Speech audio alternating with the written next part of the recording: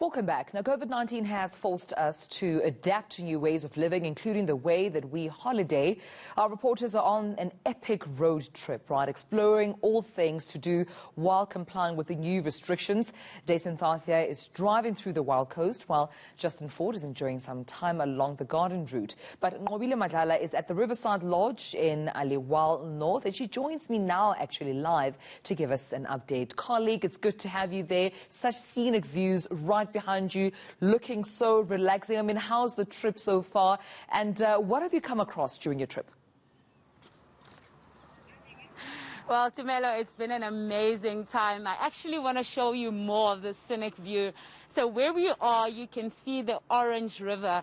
You can just see the luscious green. It's just amazing to be here. You feel like you have a peace of mind.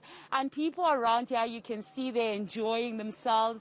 It's an early morning, but they already feel like it is the festive season, so everybody's being jolly. You can see the kids also just joining their families. So it's actually a great time to be out and about. Also just remembering that there are restrictions. The mask might be stopping us from actually having the greatest of times, but it's also saving us from all of that, things like that. So there's still a lot of regulations put in place as we have traveled around. I mean, there's so much that we have learned. I mean, when I was in Free State, if there's something that I've learned, Dumela, is that a family can work together. And as a South African family, we can work together to beat COVID. But now, joining me now is the owner and the lady here who doesn't want to speak to us.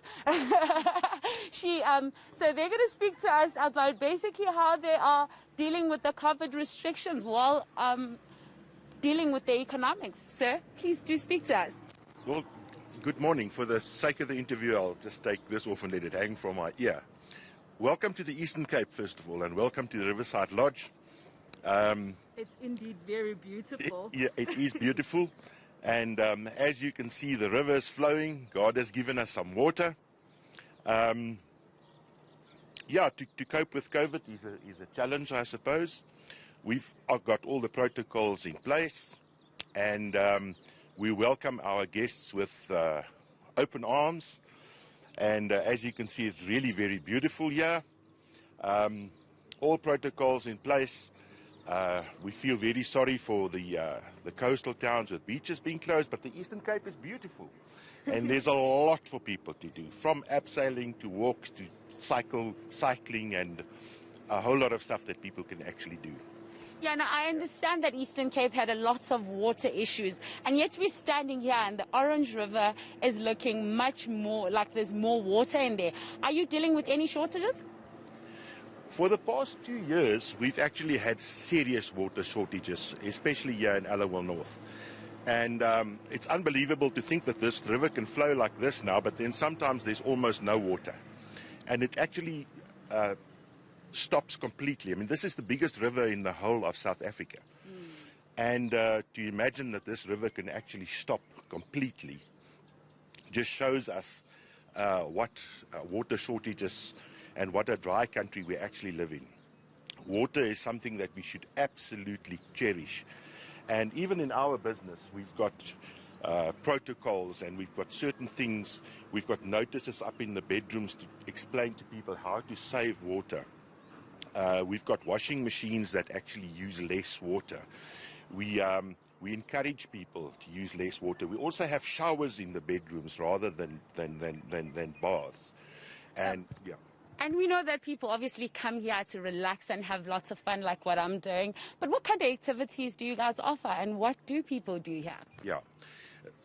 Well, the Eastern Cape in general, I think, should be the tourism capital of South Africa. And here in Aliwal North, this is your first stop into tourism heaven, okay? We are associated with 2 game farms. The one is called Strydom Game Reserve, and the other one is Orangia, where you can also experience animals and beautiful nature. And lastly, have you in any way been affected by COVID economically? We have been affected enormously. I think if you had to count, then we were probably closed for about 5 months in total. And with this second wave coming, we are so frightened and scared. But we know that God will be with us, and we are very proud of our promise. This is Mandela's homeland, and we're very proud of it. And we're a strong nation, and the Eastern Cape people are special people. We are fighters and we're survivors, and we will definitely make this, and we'll make it work. Thank you very much. Emma and Llewellyn there at the River Lodge, we are having lots and lots of fun here. And the river, on the Orange River, we can see the water is more. I know that a lot of people here, the Dumelo in the Eastern Cape, are affected by water shortages. In fact, in the morning, I was speaking to some of my colleagues that are enjoying themselves now without water, Justin and Jason.